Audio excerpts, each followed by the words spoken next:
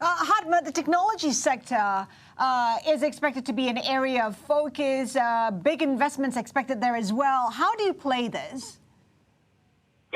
Yeah, what I would argue is that sometimes tech is sort of narrowly seen as only information technology. Of course, we have quite interesting areas there.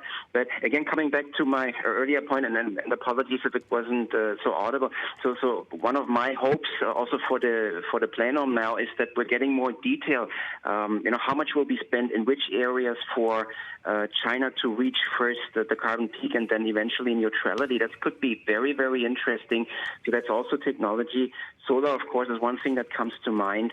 So these are, outside the IT areas, these are hydrogen technology. So other technologies, green technology is also something we see a lot of interest on our clients, and also given all these stimulus packages, or many of them being used to sort of future-proof the countries, be it the EU, be it now China, possibly even the US, we'll see by the election time. These are also interesting technologies we're looking at very closely right now. Hartmut, in the broader market, uncertainties remain given the upcoming election is coming, I guess, in just about a week's time. How is the market priced in for that? Yeah, we do believe the market, probably like we do, assumes more likely than not a Democratic win, possibly tied in with a blue wave. And even seemingly also came to terms with the prospect of corporate tax hikes.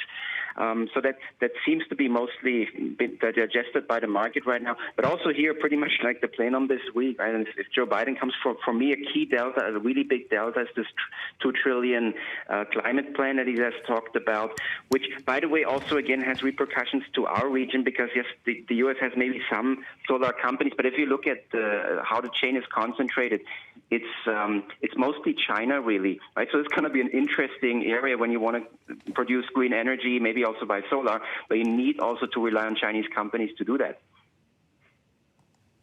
Yeah, just talking about green tech as one of your big plays. I mean, you mentioned China. They've got targets, of course, to try and become carbon neutral. We're expecting that the new Japanese Prime Minister, Yoshihide Suga, will be announcing this afternoon that they've got a target of 2050 for Japan to become carbon neutral. Then, as you mentioned, also we've got this big green stimulus program out of Europe as well. So it's a bit of a no-brainer, but how much of it is already priced in? If I look, especially at the solar chain for China, of course they have started to run up. Although the last couple of days, at least, they've consolidated a little bit. They do then not look. I mean, they looked outright cheap before. Now they don't anymore. They don't look overpriced either. What I like is really the fact that it's not only the demand side we just discussed. I mean, perhaps it's becoming a no-brainer, perhaps, as you rightly mentioned. What I think is also different from the last solar wave after the great financial crisis is back then you had a very, very fragmented, highly fragmented industry, but now you don't anymore. Right now, depending on the subsector you look at, 80% up to almost 100% is dominated by Chinese companies, so much more concentrated, and therefore you can then potentially also hold the price lines better. Hartmut, also, I mean, we look at what's been going on. Great rally since March for U.S. equities. We're just petering out a little bit, but certainly mid-caps and small-caps, I mean, if you look at the Russell 2000, been going great guns of late. Is that something that you look at now elsewhere in the world, that you go away from large caps, start looking at those middle and small-cap companies out there? Yeah, well, this is one way of expressing basically the rally broadening out. It can be in the U.S. We favored that mid to small cap tilt.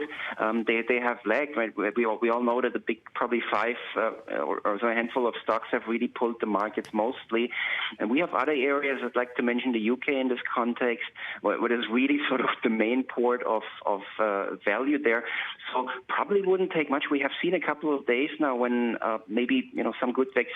So the very reason for this crisis, right? When we get a handle on this, then many of these also more value-oriented companies, I mean, some of them are really on like sort of dual decade lows by now, and it wouldn't take much for them to pop.